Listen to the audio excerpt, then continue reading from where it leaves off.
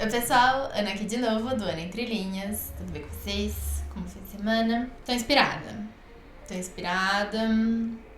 Eu fui no cinema com meu marido e assim, abalou minhas estruturas. Tô inspiradíssima.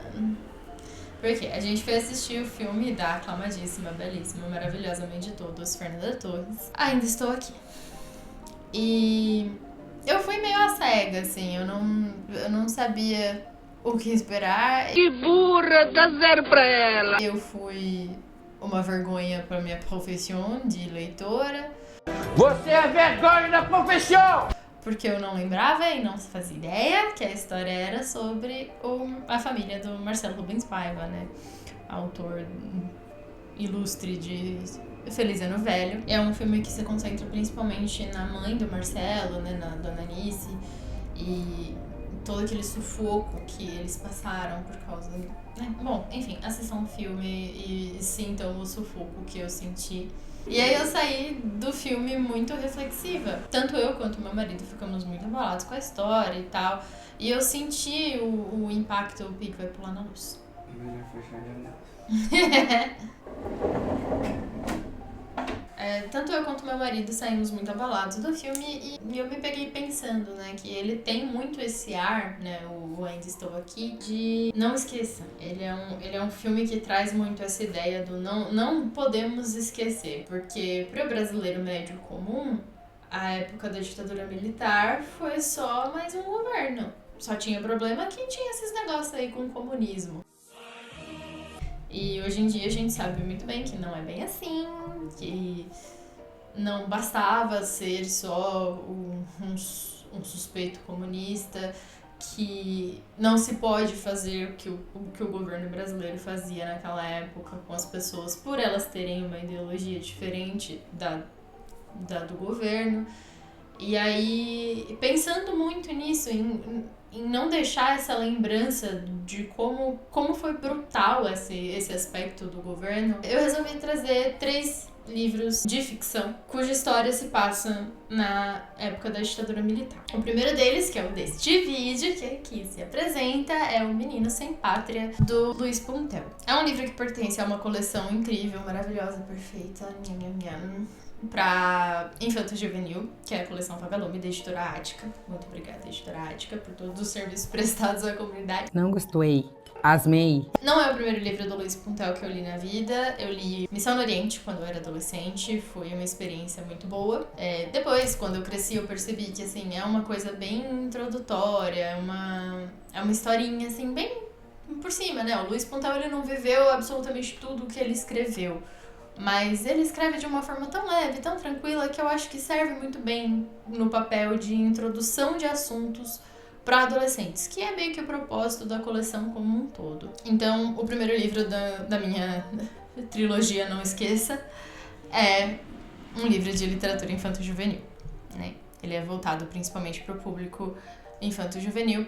Ele tem um ritmo muito rápido, as coisas acontecem assim numa velocidade que um livro para adultos não levaria, porque teria muito mais detalhe, né? A gente se aprofunda muito mais em detalhes, em reflexões, em pensamentos, etc. Então ele é um livro bem rapidinho, assim, são menos de 200 páginas, ou por volta de 200 páginas. É um livro bem curto, bem rápido, bem tranquilo de ler. É um ótimo livro de introdução para os nossos jovens e crianças. Muito bem, do que se trata Menino Sem Pátria? O livro conta a história do Marcão, um menino de 10 anos no começo da história, cujo pai, o Zé Maria, é editor e dono de um jornal chamado Binóculo, um jornal local de uma cidade pequena chamada Canaviápolis, interior de São Paulo. E o Zé Maria, ele se recusa a não falar sobre as atrocidades que o governo andava cometendo naquela época. Ele se recusa a ficar em silêncio. Então, o estopim da história é quando o Zé Maria publica uma matéria falando sobre a prisão e tortura de um padre. O Ainda Estou Aqui me despertou essa lembrança, né, desse livro, justamente porque eles falam sobre as receitas de bolo no jornal, sabe? Sobre o quanto não se falava sobre, e se você perguntasse, ninguém te responderia. No dia anterior ela sabia, no dia seguinte ela, não, nunca ouvi falar disso que você tá dizendo. O Zé Maria, ele era uma pessoa muito inconformada com toda essa situação que o país passava. E aí, quando ele faz essas denúncias, né, a polícia começa a pesar em cima dele e fala, para com isso, a gente tá te vendo, a gente tá te observando, para de publicar essas coisas. Por que você não se concentra em falar sobre a alta sociedade de Canaviápolis? É muito mais interessante. Esse assunto aí que você tá tratando não existe, para de falar dele. E o Zé Maria não para. Resultado, a polícia vai atrás dele. Por sorte, ele consegue fugir. Ele escapa primeiro e depois a família consegue ir atrás dele. Entre a fuga do Zé Maria e o reencontro da família, eles se refugiam num... Ué, tá atrás de mim, né? Oi? Entre a fuga do Zé Maria e o reencontro da família, eles se refugiam em um convento. O que me despertou uma outra lembrança, que é a atuação dos religiosos, né, durante a época da ditadura militar, né, os conventos, igrejas, religiosos em geral, eles se empenhavam em tentar ajudar as pessoas a fugirem de toda aquela repressão e violência que elas estavam sofrendo. Tem um relato real, né, um livro chamado Batismo de Sangue, do Frei Beto. Eu não li o livro ainda, mas tá na minha lista aqui depois que eu comecei a me aprofundar nesses assuntos. Mas ele fala sobre esse assunto, da atuação dos religiosos no apoio às pessoas que precisavam sair do país e se esconder, e, sabe, para não ser capturadas. Eles ficam nesse convento, depois de um tempo no convento eles recebem finalmente instruções para fugirem dali, para sair dali, e aí vai numa rota, tipo, vai pra cá, vai pra lá, vai pra cá, vai pra lá, vão parar na Bolívia, da Bolívia eles encontram Zé Maria e vão pro Chile. Aí a vida começa a ficar mais tranquila. O governo do Allende tava acolhendo as pessoas que fugiam do Brasil. Porém, o Brasil não foi o único país na América do Sul a sofrer um golpe militar naquela época. E aí, não muito tempo depois que eles estão no Chile, Pinochet dá o próprio golpe no país, o golpe militar dele. E aí, volta pra correr de novo, o Pinochet tava de conluio com o governo brasileiro, ia extraditar todas as pessoas que se refugiaram no país e tal. E aí, vamos de novo, a família do Marcão correndo, fugindo, desesperado e tentando encontrar um minuto de paz. Eles conseguem refúgio na Embaixada da França e dali eles conseguem passagens e vão pra Paris.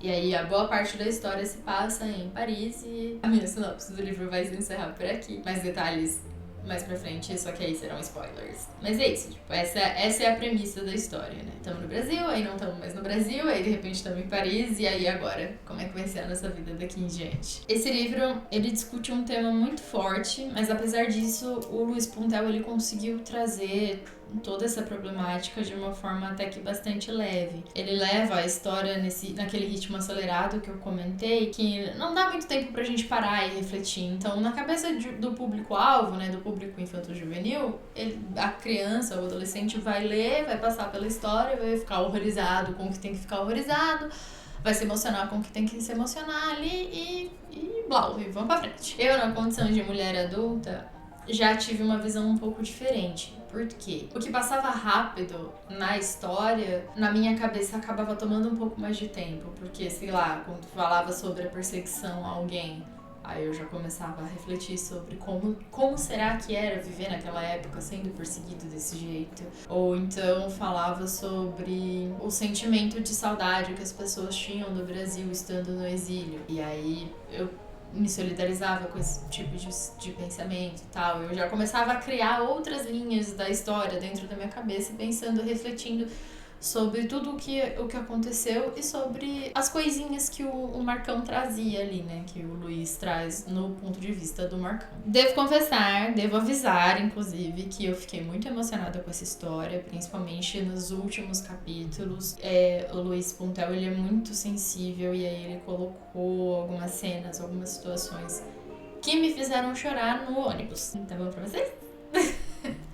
Eu, no transporte público, indo pro trabalho, derramando lágrimas e mais lágrimas e sem um pingo de vergonha na minha cara, porque tava muito, muito forte ali as emoções que ele quis passar. E por falar em emoções fortes, e aqui fica o alerta de spoiler, porque eu vou falar sobre uma das cenas mais do final do livro, teve uma cena que me desestabilizou bastante e me deixou muito pensativa, que foi a cena onde o Marcão, por uma sugestão do professor de geografia, ele vai fazer um trabalho sobre a sua terra natal.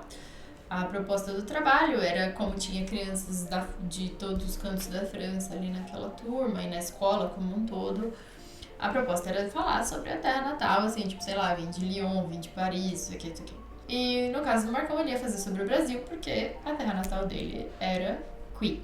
E aí o pai do Marcão sugere: filho, por que você não junta com os outros brasileiros? Fala pro professor, junta com os outros brasileiros e faz uma apresentação em turma. Pode ser uma boa ideia. E aí o planejamento da atividade, o discurso do Marcos durante a atividade trazem algumas emoções bastante fortes, porque o Marcão, ele saiu do Brasil quando ele tinha 10 anos de idade. E aí você pensa como que fica a cabeça de uma criança tão pequena, né? Tendo que amadurecer tão rápido e lidar com coisas tão adultas, como ter que, de repente, né?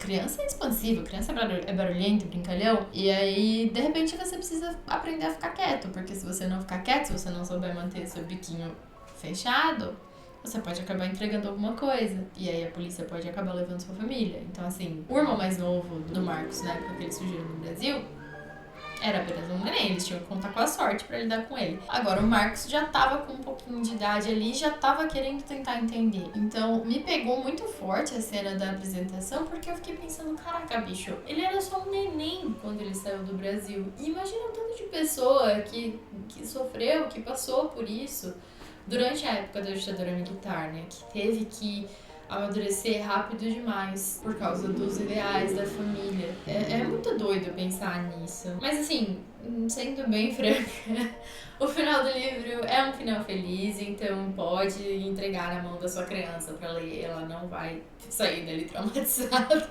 Talvez um pouco por causa do tema geral do livro, mas ela não vai sair traumatizada. É um final bonitinho, é um final feliz. Eu chorei de alegria. Além de todas as outras emoções. É uma leitura que vale muito a pena. Eu acho que encaixa muito bem naquela ideia que eu comentei no começo do vídeo de não deixar apagar, né? Não esquecer. Não foi só uma fase simples da nossa história. Foi um período, assim, que a gente não pode deixar se repetir, que não vale a pena permitir que se repita. Então eu acho que vale a pena sim a gente ler Menino Sem Pátria, deixar as nossas crianças lerem Menino Sem Pátria, para que elas aprendam de uma forma bastante tranquila, né, como o Luiz Puntel traz, o que foi aquele período e o porquê da gente não poder deixar aquilo voltar. E o vídeo de hoje vai se encerrar por aqui. Não se esquece de deixar seu like, de deixar um comentário, compartilhe com seus amigos e se inscreve aqui no canal, ative o sininho, toda semana tem eu aqui, bonitinha e fofa, pra vocês.